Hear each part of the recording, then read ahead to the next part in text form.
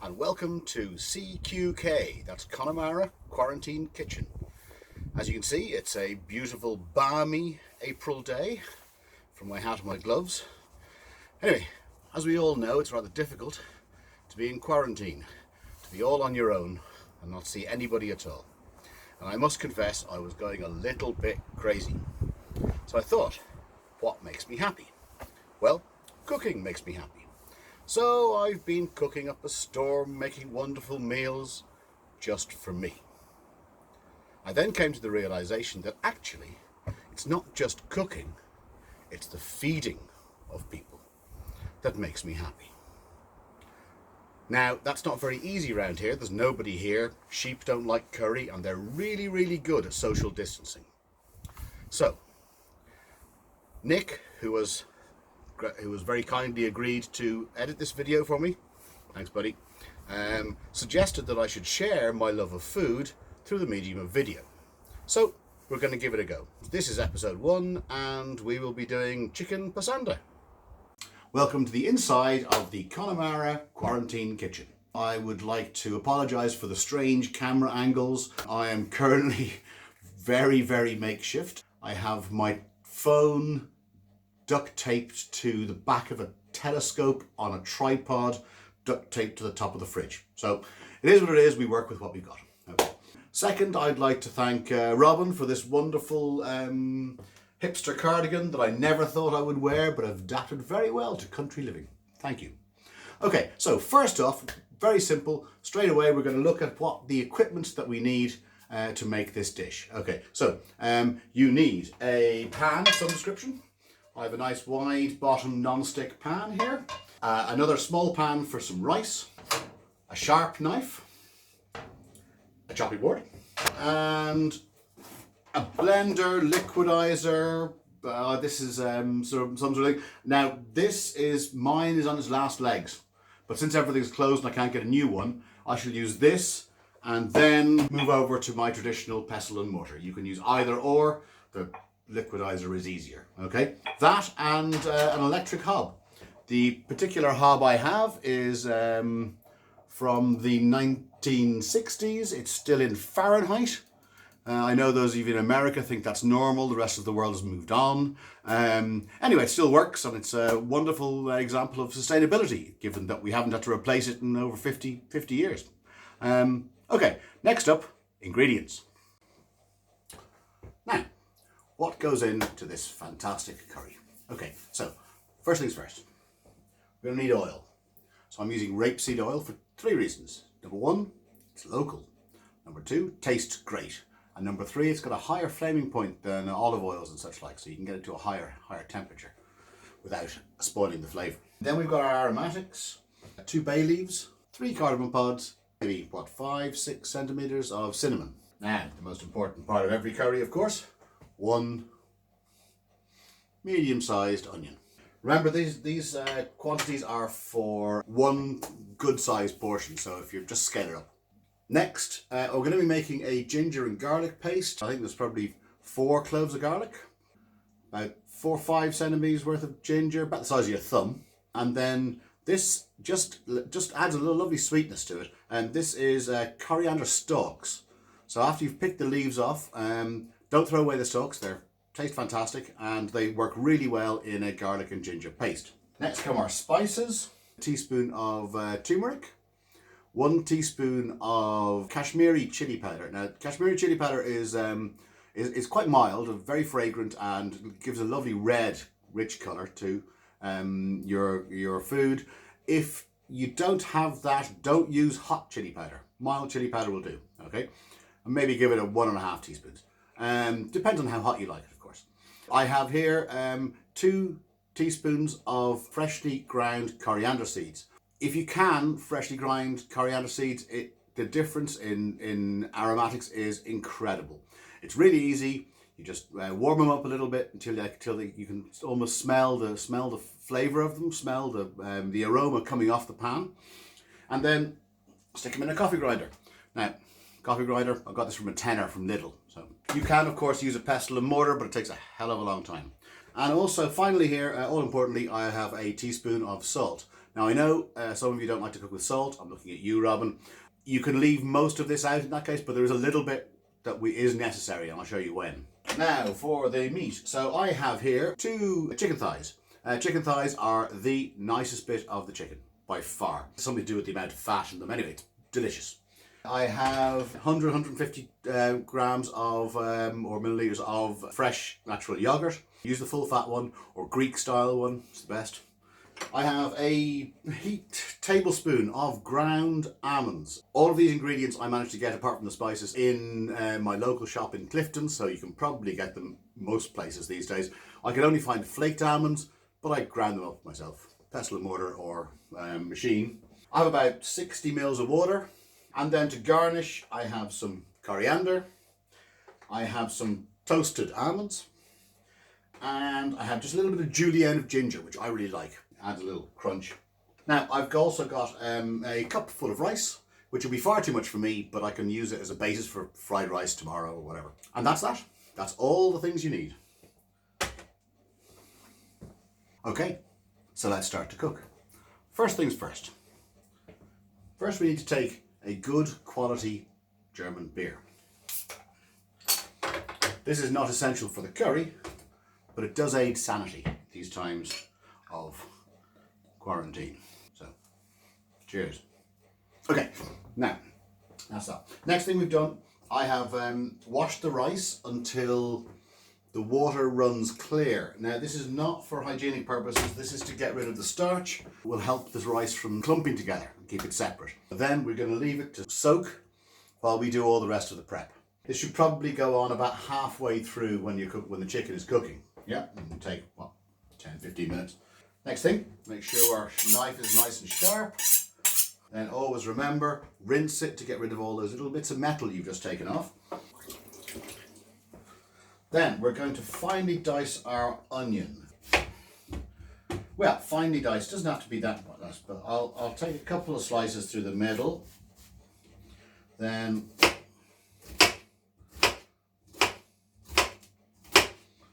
down the end like that. And there we have.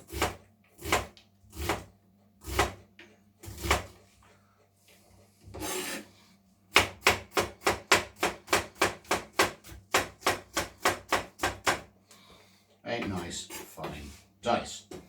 So same again, find the top, cut from the top towards the root.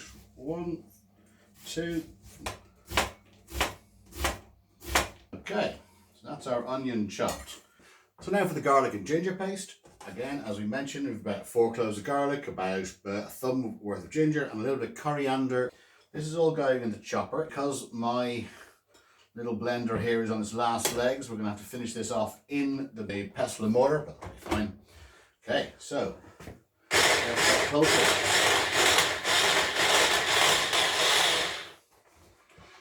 Okay, so that's nicely finely chopped there. We're going to need a little bit finer than this because we don't want big lumps of this. We'll pop it all into the pestle and mortar. As I say, if your equipment is better than mine, then we probably don't have to do this. Little touch of oil. And then get bashing. We want a good, nice paste. Doesn't take too much. You've done a good little initial chop. Thankfully in this house, there is no such thing as single-use plastics. So all these wonderful little plastic tubs everywhere. Thank you, Robin. I'll never complain again. Try and get every little bit out. Could have gone a little bit longer, but that'll be fine. Okay, so now that's all of our ingredients prepped. Let's get cooking. Now, just before we start, you might see that I've organised everything in what seems to be possibly a very, very pedantic way. Okay, but there's a very good reason for this. With many things that are one pot, you could just throw them all in, forget about them, they all marry, the flavours marry up. When you're cooking Indian food, it's very important that the ingredients go in the right order. So this is a little aide memoir, shall you say. So we've got aromatics, our garam masala first, then our onions, then our garlic and ginger, then our spices, then our meat, the almonds, the yogurt, the water, and then our garnish for the end. So just in case you forget, lay it all out beforehand. It's much easier to remember. Okay, hello. So here I have the oil on a medium-high heat in the pan. So we're going in with our cinnamon bark, our bay leaves, and our cardamom pods. Now crush the cardamom pods, break them open so that the seeds can come out. Remember when they are in there to remind others not to eat them all. I like the whole cardamom pods, but eating a whole bay leaf or a whole cinnamon stick would be pretty horrible. Mind you, they're pretty noticeable. The cardamom pods might disappear. If you're concerned by this, later on during the cooking or at the end, you can take them out. Now this is just to flavour the oil, so it doesn't need much time before we add our onions. Now, there we go. So we get our onions nice and covered in this hot oil. We'll turn it down a bit, hopefully. And now, remember earlier on I was telling you about salt. Now, we salt to taste, but it is very important at this stage that you put a pinch of salt in. Not too much, just a tiny bit of salt. This allows the onions to sweat out some of the liquid. It'll soften them up, and it will mean you won't get an acrid and bitter taste. So that's the bit of obligatory salt. If you are concerned about the amount of salt you are consuming, then don't add salt later on. But that bit is very important for the cooking of this dish. So we need this to cook down, and you want a good golden colour. Now don't be fooled, the rapeseed oil is quite yellowy anyway, but you'll see once the onions have gone translucent and started to crisp, get a little bit of brown on the edge.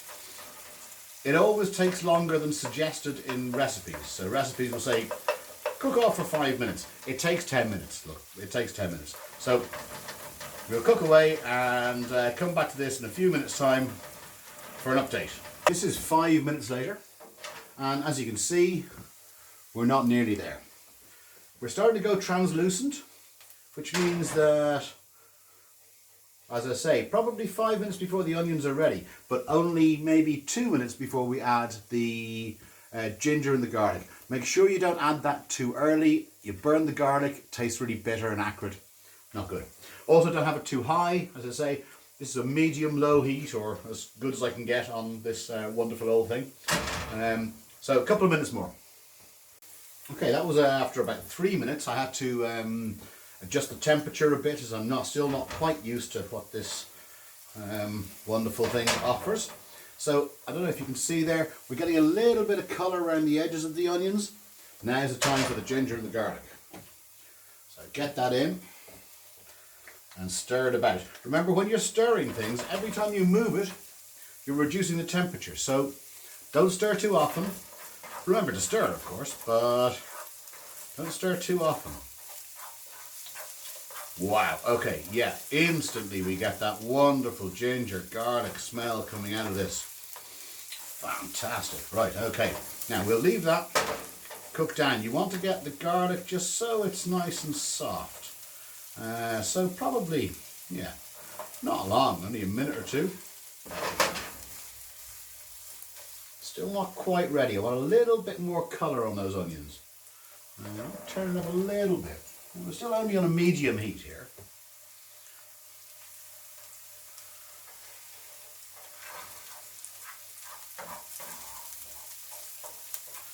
Yes, we're on the way though. I'd say that's about ready. Now, we're going in with our spices. So, as I said, remember 2 teaspoons of coriander, 1 teaspoon of haldi, turmeric, 1 teaspoon of Kashmiri chili powder, and the remainder of the salt. That, of course, is to taste and optional.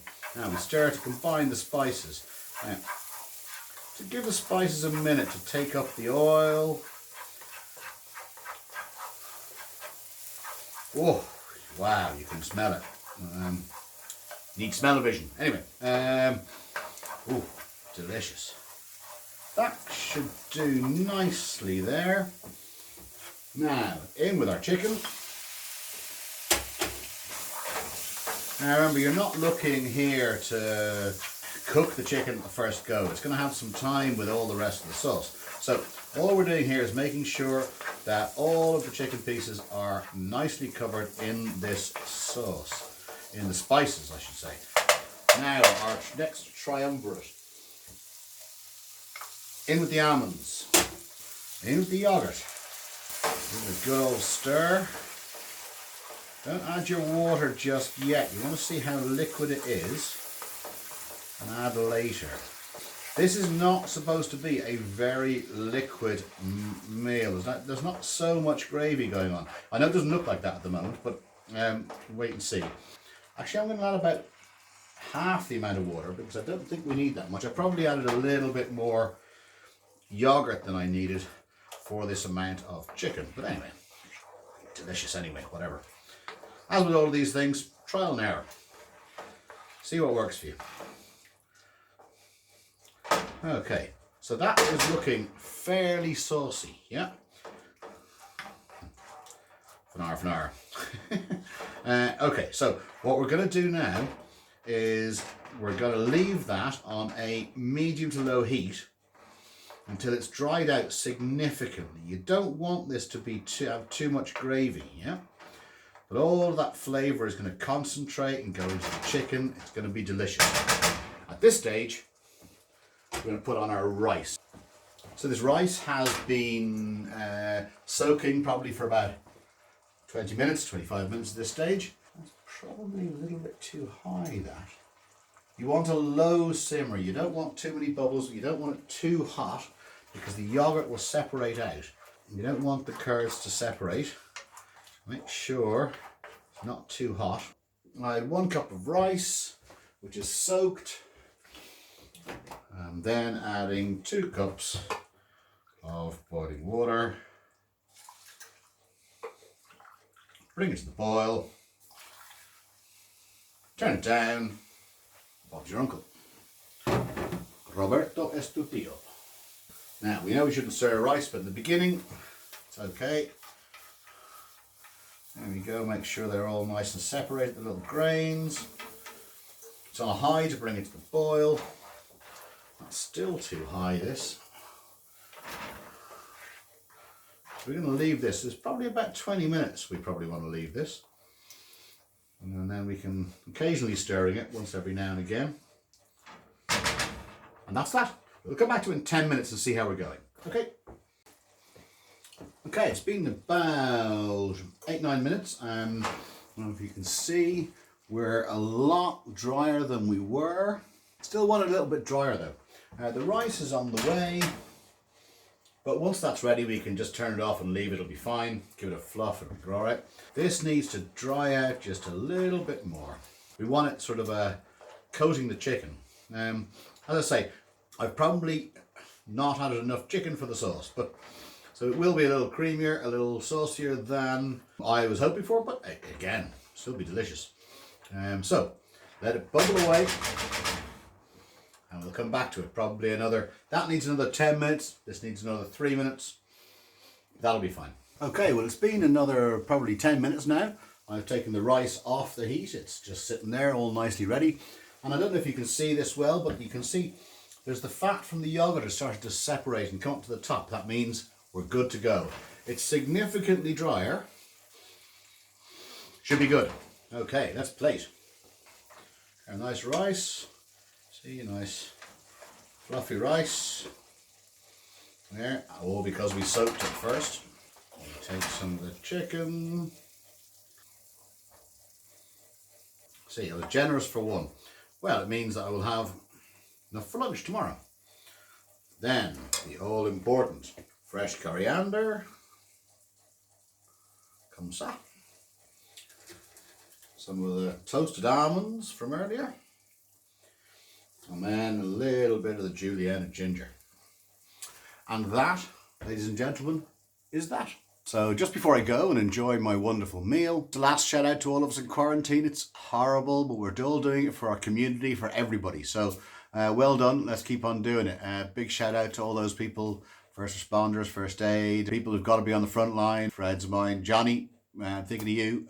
Brilliant job. Keep on going. Oh, that was fun for me. I hope you enjoyed it too. And we'll see you next time for the next episode of CQK, Connemara Quarantine Kitchen. Bye.